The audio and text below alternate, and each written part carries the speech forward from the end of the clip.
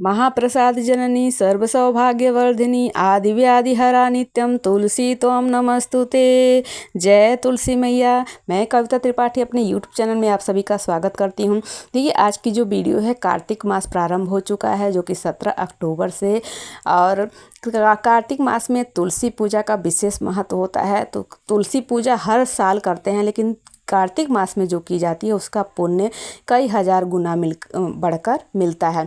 तो कार्तिक मास में तुलसी पूजा कैसे करनी है बहुत ही सरल तरीके से बताऊंगी। तो सबसे पहले तो आपको जिस क्यारे में आपने तुलसी लगाई है, गमले में लगाई है, क्यारे में लगाई है, उसका अच्छे से आपको रंगोली बनानी है। गमला है तो आपके पास, उसके अच्छे से आपको पेंट कर लेना है, अच्छे से साफ़ सुथरा कर लेना है। तो यहाँ पर मैं गेरू से गमले को क्लीन कर रही हूँ और उस पर कलर कर रही हूँ। तो आप अच्छे से, अगर आपके प्लास्टिक का गमला है तो उस पर आप पेंट कर सकते हैं। उसके बाद मैं बनाऊंगी इस पर स्वास्तिक।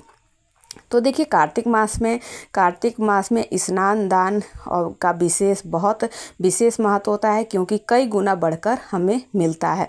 तो आपको ज़रूर करना चाहिए। कार्तिक स्नान का नियम ले सकते हैं कार्तिक मास में तुलसी पूजा, भगवान शालिग्राम की पूजा, भगवान नारायण की पूजा विशेष रूप से फलदायी होती है। तो यहाँ पर देखिए, यहाँ पर फिर मैं गेरू से, जहाँ पर तुलसी का गमला मैं रखूँगी वहाँ पर गेरू से ही मैंने लीप दिया। आप गोबर से लीप सकते हैं, हल्दी से लीप सकते हैं। वहाँ पर रंगोली बना सकते हैं, उस पर गमला रख सकते हैं। आटे से रंगोली, हल्दी से रंगोली। उसके बाद गमले पर मैंने स्वास्तिक बना लिया है।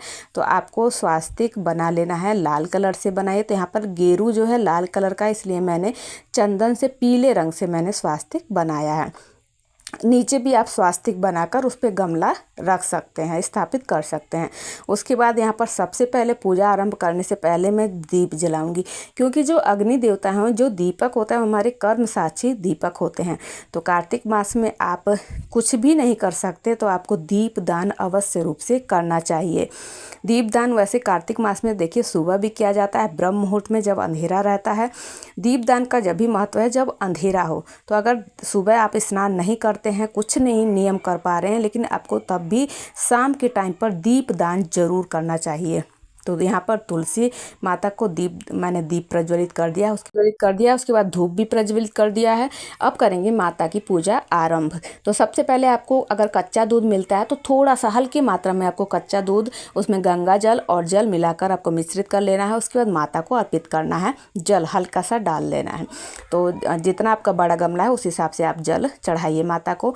तो उसके बाद मैं यहाँ पर तिलक कर रही हूँ रोली का। तो आपको देखिए कई लोगों का प्रश्न होता है सिंदूर लगाएं या ना लगाएं। तो देखिए सिंदूर नहीं लगाना है, इस बात का आपको ध्यान रखना है।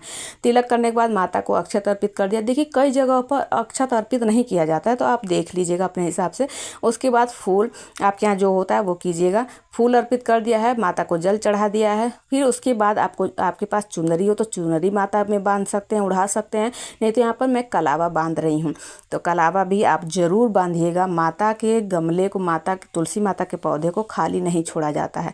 तो कलावा भी मैंने बांध दिया है। अब माता को भोग समर्पित करेंगे। तो भोग आप गुड़ के, बतासे का, मिठाई का, फल का भोग ले सकते हैं। उसके बाद माता के पास, तुलसी माता के पौधे के पास आप बैठकर उनकी आरती कीजिए। 12 नाम का उनका जाप कर सकते हैं, उनके मंत्र का जाप कर सकते हैं जो मैंने शुरुआत में बोला था माता के।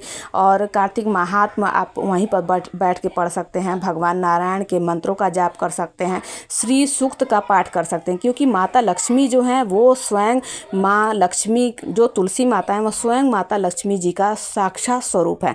तो उनके आगे बैठकर आप श्री सूक्त का पाठ करिए, आपको चमत्कार देखने को मिलेगा। ये पूजा मेरी हो गई उसके बाद मैंने कर दी है आरती माता की। फिर आरती को ठंडा कर दिया है। माता से क्षमा याचना करें। आप परिक्रमा का भी नियम ले सकते हैं। माता को रोज़ एक बिंदी चढ़ाने का नियम ले सकते हैं, कोई श्रृंगार सामग्री भेंट करने का नियम ले सकते हैं, वो अलग बात हो गई। तो यहाँ पर मैं केवल पूजा करके आपको दिखा रही हूँ। फिर माता के जो स्थान की मिट्टी होती है अपने तिलक जरूर लगाया कीजिए डेली कार्तिक मास में। इसका भी आप नियम ले सकते हैं। तो ये पूजा मेरी हो गई है।